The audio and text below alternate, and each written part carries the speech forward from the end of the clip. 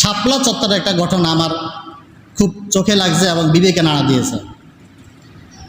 আমি এটার যখন অপসারণ হলো, পদত্যাগ করে স্বৈরশাসন চলে গেল, সারা দেশে আনন্দ মিছিল, বিভিন্ন জায়গায় বিভিন্ন ব্যানার টানানো হচ্ছিল।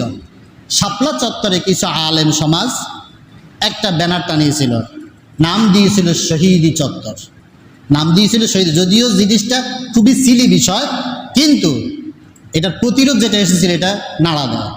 ওই সময় কিছু ছাত্র জনতা ওইখানে গিয়ে ব্যানারটা ছিঁড়তে, ব্যানারটা উঠে ফেলতে বলছিল। কেন?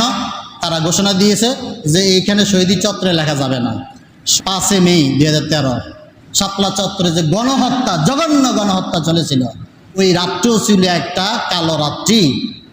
আলেম ওলামাদেরকে কিভাবে গণভাবে হত্যা করা হয়েছে, মানুষের লাশ কিভাবে পড়েছিল। আলেম ওলামারা একটা ব্যানার টানাইছিল শহীদি চত্বর, ছাত্র জনতা সেই ব্যানারটাকে খুলে ফেলতে বাধ্য করেছিলেন।